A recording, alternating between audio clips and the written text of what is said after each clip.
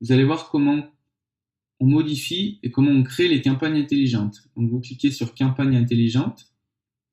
Vous voyez la liste des différentes campagnes disponibles pour les magasins. Donc la campagne anniversaire à destination des clients qui vont fêter leur anniversaire. Les campagnes fidèles et réguliers à destination des clients qui ont un certain nombre de retours en magasin. Un nombre de retours en magasin qu'on peut modifier dans les réglages ici, je vous montrerai plus tard. La campagne nouveaux clients à destination des clients nouvellement inscrits.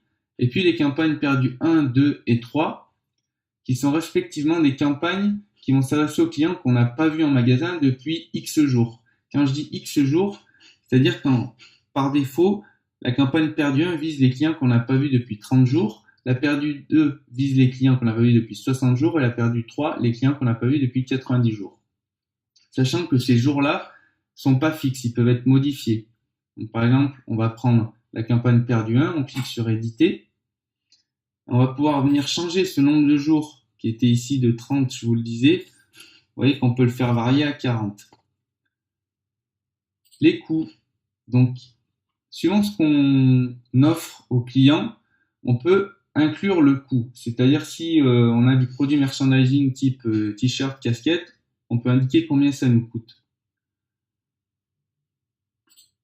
Ce bouton-là sert à faire des campagnes jumelées, mais bon, pour l'instant, c'est pas ce qui va nous intéresser.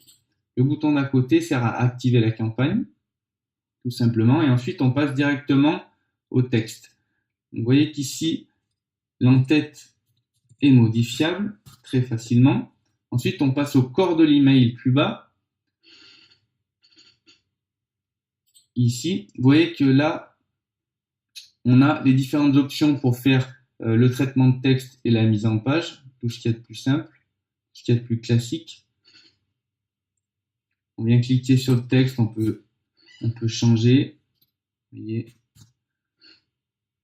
Pour ce qui est de la photo, on va cliquer sur la photo, ajouter image, et là, deux options.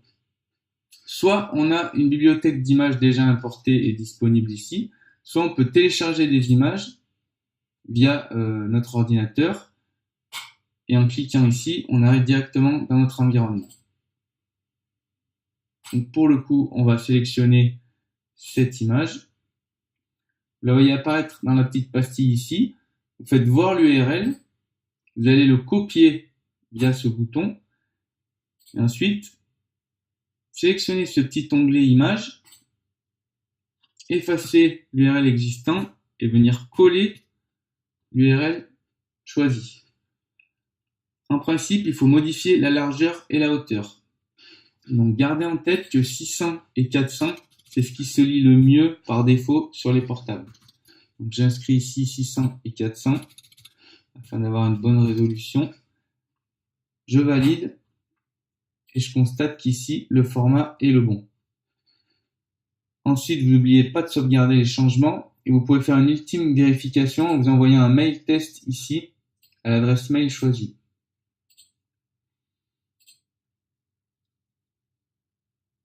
En ce qui concerne les campagnes anniversaires, donc je vais vous montrer aussi qu'il y a une petite astuce. Vous cliquez sur éditer et vous allez pouvoir changer cette variable ici. Donc 5, ça correspond à 5 jours. 5 jours, c'est le nombre de jours qui va précéder la réception du mail et la date anniversaire du client. Donc ici, si je laisse 5, le client recevra le mail 5 jours avant sa date d'anniversaire. Je peux éventuellement mettre 10 aussi. Vous sauvegarderez et vous pourrez éventuellement vous envoyer un mail test. Ensuite, on va voir comment cloner une campagne.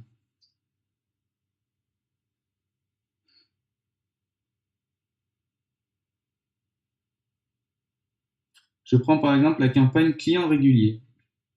Éditer, le bouton cloner.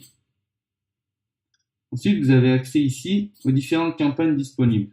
Donc, si je choisis, mettons, campagne perdue 2, je choisis de faire correspondre la campagne client régulier que j'ai sélectionnée à la campagne perdue 2. Qu'est-ce que ça veut dire? Que le mail promotionnel et ce qu'on va offrir au client sera exactement la même chose dans la campagne régulier et dans la campagne perdue 2. Donc cloner, vous l'avez compris, ça veut aussi dire copier ou dupliquer.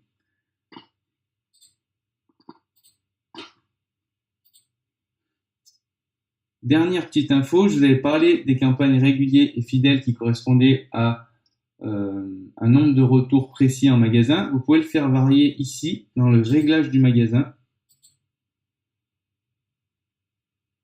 en faisant bouger les deux curseurs client régulier et client fidèle. Donc ici 6, ça correspond au nombre de retours en magasin qu'un client doit faire pour être considéré comme régulier.